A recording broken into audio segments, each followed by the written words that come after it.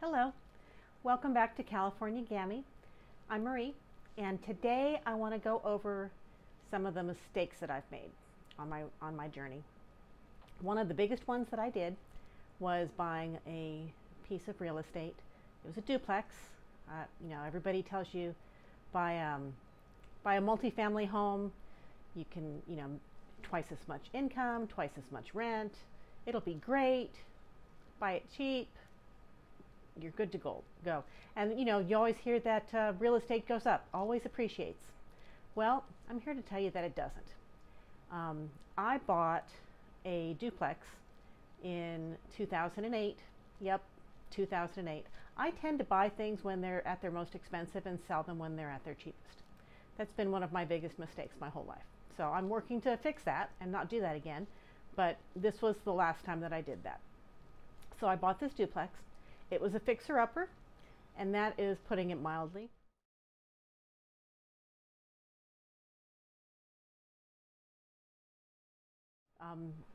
Vandals had crawled under the crawl space and cut out all the plumbing from underneath the house, so all the plumbing had to be redone. They had also pulled the wires, the copper wires, out of the walls, so all the electrical had to be redone. They'd also gutted the air conditioning condenser unit because, again, you guessed it, it had copper in it.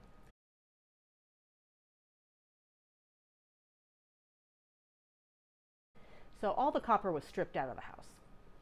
But I only paid $19,000 for this house. It was a duplex, 2 bedrooms on each side, 1 bathroom on each side. And I thought, I'm buying it, I'm practically getting this place for free. So all I've got to do is fix it up a little bit and I'll be able to get rent. I'll make it a nice place, something that I would want to live in or be willing to live in. And it had a nice big backyard.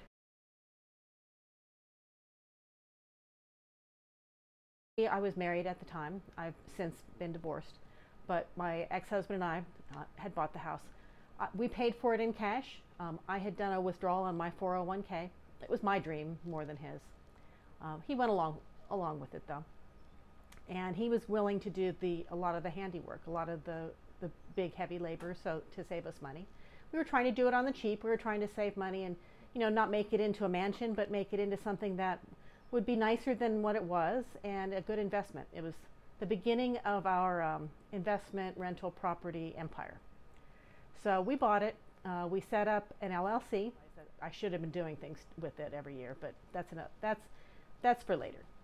So we got it all fixed up. We redid the floors. We redid the drywall. I mudded drywall. What a mess. Sand, dust everywhere. We scraped the ceilings. Actually, we replaced the ceilings when we replaced the drywall. We did new counters, new sinks, new water heaters, all new appliances. I mean, it was actually, it wasn't luxurious, but it was very nice when we were done. And I'll show you pictures of before and after so you can kind of see what we were working with.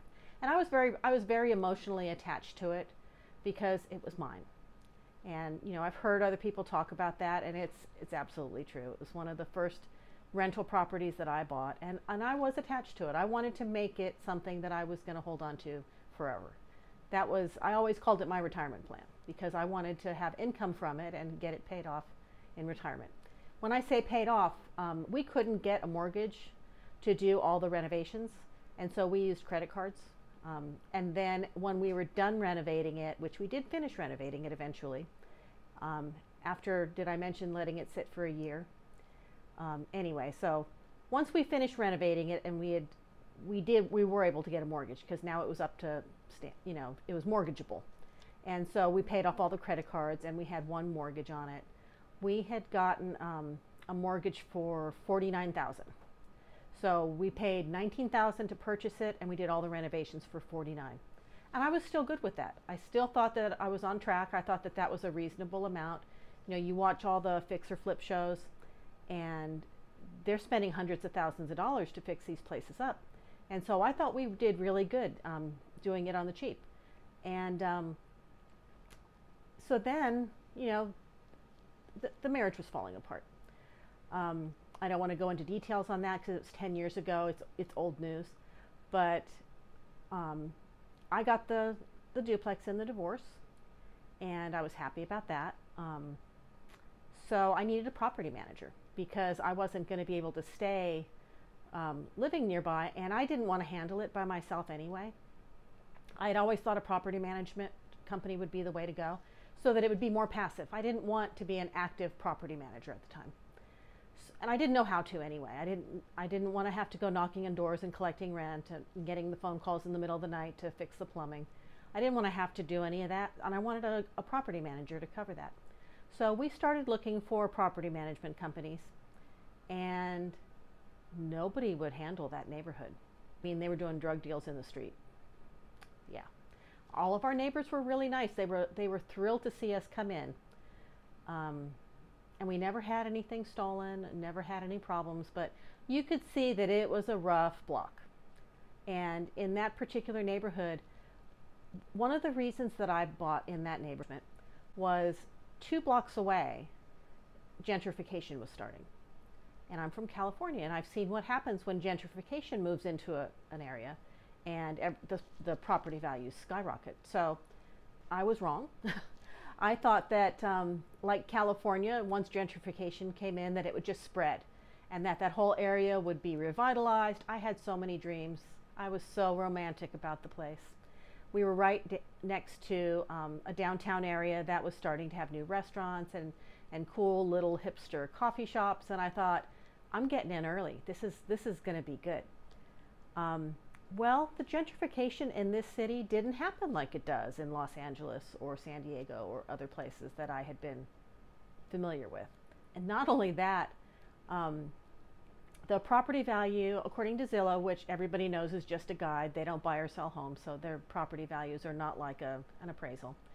But, you know, after a couple of years, Zillow had this place worth over $100,000. And so I had it rented, and I thought things were good. Well, I'm getting sidetracked though. Let me get back to the property manager. So we did find one lady who had been, I'd seen her signs all over town, and she had been a property manager for many years. She was in her 60s, and she was willing to manage my duplex for me. And I was thrilled. I thought, okay, she's been around forever. I met with her. I liked her. She was a little crusty. So she got the place rented almost right away, both sides. I was thrilled. The tenants that we had didn't last for very long, but the next set of tenants that I got on one side, you know, everybody tells you not to mess with friends or family. Well, one of my friends, her mother was looking for a place, and she liked it. She didn't know me, but I knew her daughter, and she ended up being one of my best tenants. She was my best tenant. She was there for years, and she always paid. She took care of the place like it was her own, and she also let me know when things were happening next door that maybe shouldn't be happening, like when the prostitutes moved in and had Johns in there, multiple Johns throughout the night. She didn't like that too much. Or when they were doing drug deals next door, or when they were making a lot of noise or playing loud music. Because she was my friend's mother, you know, she would message me on Facebook and she would let me know what was going on, which I appreciated. I didn't really want to have to deal with all that stuff, but I was glad that she was letting me know, and then I could, you know, pass on the information to the property manager. Well, the property manager that I had, she was older, not that old, but she was older, and she ended up getting sick and dying. She got cancer.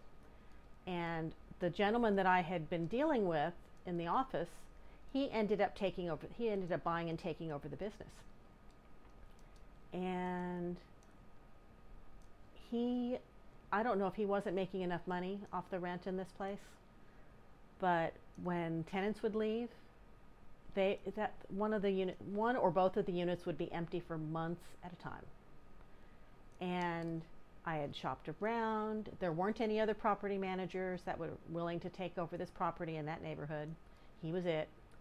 And I didn't really pursue it. I probably should have gotten off my butt and come down there and checked out what was going on for myself. I didn't really want to have to take it from him. I didn't know what to do with it. I didn't know how to do it. I probably had no business being a landlord at this point, but the other lady had taken care of it for 5 or 6 years, and it was rented consistently. I had I had a good feeling about it. You know, at this time it was probably 2012 now, and according to Zillow, it was worth more than it had ever been worth. And so I thought, you know, I really thought that I had made a good move and that I was on track. But this property manager, he didn't do right by me. Towards the end, I mean, he would get it rented, and then the other side would move out, and then it would be months. I mean, it was almost never rented fully. It was almost one side. One side was almost always empty, and several months at a time, both sides would be empty. And you know, who wants to pay you don't buy a duplex so that you can pay the mortgage on your own. The mortgage wasn't very high. When I first got the mortgage in 2009, it was like $345. And so I thought, no problem, even if it's empty, I can pay that. Well, as property taxes increased, so did the mortgage. So the $345 mortgage became a $446 mortgage a couple years later, and then it was in the 500s, and then it was in the 600s. 10 years later, it's in the 800s, and that's when it's empty. And at the same time, that's when I was out here in California, and my mom was sick. And at that point, when my mom got sick and I was out here, it had been empty for a year, maybe a year, maybe even longer. It had been at least a good 12 months with no rent. And so I ended up selling it, and I got $35,000 for it. And I really wish I had bought in a better location, had done more of the handling myself, and had bought someplace where there was more than one property management company that could handle it. I did learn a ton from this, though. And one thing that I will say is, even when I was losing money from it and having to pay the rent, I still got the benefit on my tax returns. I still got deductions because of depreciation. It actually, even when I wasn't making money from it, I think I netted out in the positive. I just got tired of trying to make the mortgage without any tenants in sight. But even without appreciation, I still think that it was a good thing for me to own property. And I want to own property again. I want to buy in a much better location next time. If I don't do the management myself, I want to know more about property management. I'm taking a course at the local community college on property management. So even if I don't do it, I'll know what good property management should look like. And I'll know what the forms are. Plus, I know that in California, the property laws are much more favorable to the tenants than they are the landlords. Where my duplex was in Arkansas, it was the reverse. You could evict somebody in 30 days or less. And it was much more landlord friendly. So that's something that I'm a little leery of. I also know, circling back to the LLC, I also know that while it was a good idea to put the home in an LLC, not doing anything with the LLC after that was a huge mistake. Also putting another member on the LLC that I was about to get a divorce from, also not that smart. So when I do it in the future, I'll be doing it in just my name. I'm single, so of course that's what I would do. But I'm also going to be doing the annual paperwork, the tax returns, the filings, the renewals, the minutes. I don't know all of the things that I should be doing, but I promise you I'll be taking a refresher course, and I'll be talking to a lawyer in person and not doing it myself on LegalZoom and then never touching it again. So that is something that I do plan on changing. I am going to show you some pictures at the end of what it looked like. I don't think it was a bad idea to have property, but I think it was a bad idea to go into it so green and so alone, because I couldn't do any repairs or anything. When I first bought it, I thought I had a partner that was, also be able to fix it and have a little bit of muscle. But things change, things happen that you can't always plan for, and there's a lesson in it. If you asked me would I do it again, absolutely, I would do it again, because even as as messed up as I made the whole process. I bought a place that needed way too much work, in a terrible location with a terrible property management company. I think at the end of the day, if you looked at all the numbers, I still came out ahead every year, and I was still glad to have it. And so I would like to do that again. So if you have any, if you enjoyed this, please like it, subscribe. I'm going to show you the good and the bad of what I'm doing on my journey to being more financially free. If you've had an experience like this, I would love to hear it. Share your experiences in the comments below. And I will hope you have a great day, and I will see you next time.